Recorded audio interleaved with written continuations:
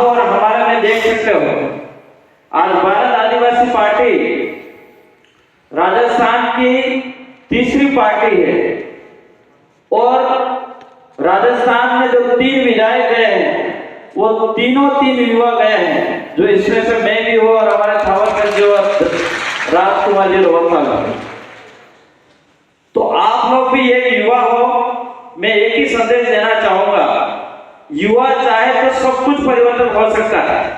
और यहाँ पे ये उदयपुर ग्रामीण उदयपुर सीट से 8 विधानसभा के कार्यकर्ता है आप युवा साथी। अगर आप लोगों ने ठान लिया कि उदयपुर सीट से जो आवाज है हमारे जयपुर तक हमारे गई है, लेकिन हमारी आवाज दिल्ली भी पहुंचानी है। अगर आप लोगों ने ठान लिया तो मैं जरूर आपको विश्वास दिलाता हूं अपनी यहाँ की आवाज भी दिल्ली जाएगी। लेकिन ये ताकत सिर्फ आप में होनी चाहिए। आज हम लोग देख रहे हैं भारत के अंदर काफी सारी तानाशाह हो रही है। आज कई लोग डर के मारे बीजेपी भी ज्वाइन कर रहे हैं, कांग्रेस के लोग। लेकिन हमारे जहां इतिहास उठा के देखे, हमारे न पुरखे झुके थे, न हम भारत आदिवासी पार्टी के कार्यकर्ता झुकेंगे उनके साथ। क्योंकि आज तक हमने हमेशा सड़कों पे संघर्ष करा है, गांवों के अंदर संघर्ष करा है। हम हमेशा आम किसान गरीब की जनता को आवाज उठाने का काम करा। आज मेरे सामने आप मेरे को देख रहे हो, मैं भी एक आपकी तरह ही स्टूडेंट था। सन 2016 के अंदर एसडीपी गवर्नमेंट कॉलेज से प्रेसिडेंट रहा और उस समय यही कांग्रेस और बीजेपी के दिग्गज कार्यकर्ता थे, बड़े बड़े नेता थे। एनएसए और एबीपी के संगठन में भी बहुत सारे हमारे से वरिष्ठ लोग थे। लेकिन उस समय भी इसी तरह से हमारे समाज के साथ अत्याचार शोषण होता था। हमारे समाज के सामने एसटी एससी ओबीसी के सामने कोई शोषण अत्याचार होता तो कोई आवाज बन के उभरता नहीं, और उभरता तो उसको दबाया जाता था। और हम लोगों ने, युवाओं ने सबने मिलके, उदयपुर संभाग के लोगों ने सबने मिलके एक परिवर्तन करने की कोशिश करी। तो बिल प्रदेश विद्यार्थी मोर्चा संगठन उतारा और 21 दिन के अंदर फर्स्ट बिल प्रदेश विद्यार्थी मोर्चा 2016 के अंदर जीता। और आज बिल प्रदेश विद्यार्थी मोर्चा का इतिहास उठा के देखे तो उदयपुर संभाग के अंदर 22 कॉलेजों में हमने जीत हासिल करी है, जो कि 25 से 36 कॉलेज हैं जो उदयपुर के अंदर 4-5 कॉलेजों के अंदर हम जीत नहीं पाए। लेकिन डूंगरपुर, बांसवाड़ा और कुछ उदयपुर के हमारे दूसरे ब्लॉक स्तर पे कॉलेजें हैं, वहां पे हमने जीत हासिल करी। तो बड़ी खुशी की बात है। आज इसी तरह से जिस तरह से प्रदेश विद्यार्थी मोर्चा इस उदयपुर संभाग और बांसवाड़ा संभाग के अंदर जीतती आ रही है, इसी तरह से आप युवाओं के अंदर ताकत रहेगी। तो मैं आपको विश्वास दिला रहा हूं कि जिस तरह से कांग्रेस और बीजेपी के अंदर अभी भी जो नेता बैठे हुए हैं कांग्रेस बीजेपी के झंडे लेके, वो भी उभर जाएंगे और यहाँ पे भी आपका कब्जा होगा, ये मेरा मानना है। लेकिन ये सब आपकी ताकत से होगा। हम लोग सब प्रयास करेंगे तब जाके होगा। अगर हम लोगों ने पहले से हार मान लेंगे तो ये संभव नहीं होगा।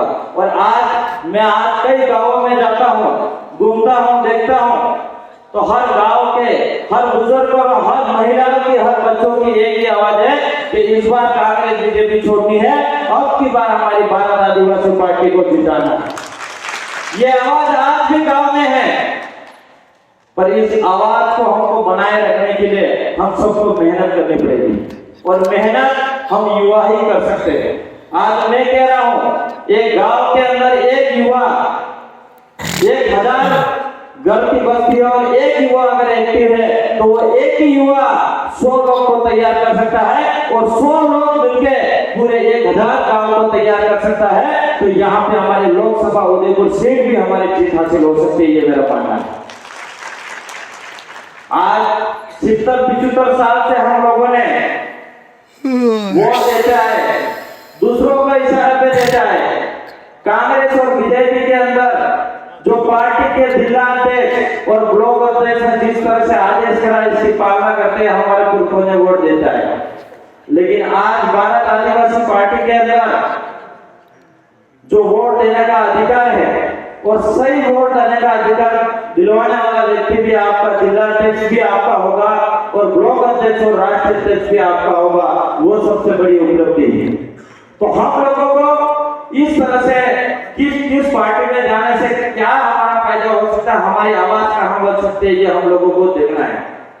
आज मैं देख रहा हूं कि हमारे इस एरिया के अंदर हम पहाड़ी इलाकों से आते हैं, जंगल एरिया से आते हैं। आज भी हम गांव में जाके देखें तो हमारी जमीन और जंगल सुरक्षित नहीं, सुरक्षित में इसलिए नहीं है कि हमारे बाप दादा डोगरों ने आज भी पहाड़ और जंगल कब्जा तो करके बैठे हैं, लेकिन आज भी हमारा नाम में नहीं चढ़ा हुआ।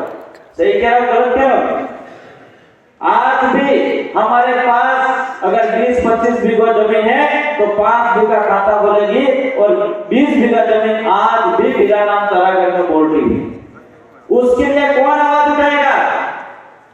उसके लिए आवाज कोई कांग्रेस बीजेपी का नेता नहीं उठाएगा। उसके लिए अगर आवाज उठाएगा तो भारत आदिवासी पार्टी के कार्यकर्ता आवाज उठाएंगे और ये भारत आदिवासी पार्टी से जो विधायक बन के सांसद बन के जाता है वो आपके सदन के अंदर जाके आवाज उठाएगा, ये मेरा मानना है। आज हम लोग यहाँ 3 विधायक राजस्थान से जीत के गए हैं, जो ट्राइबल एरिया से गए, तो हम लोगों ने जो आवाज उठाई वो आवाज सरकार के अंदर उठाई तो सरकार भी एक्टिव हुई।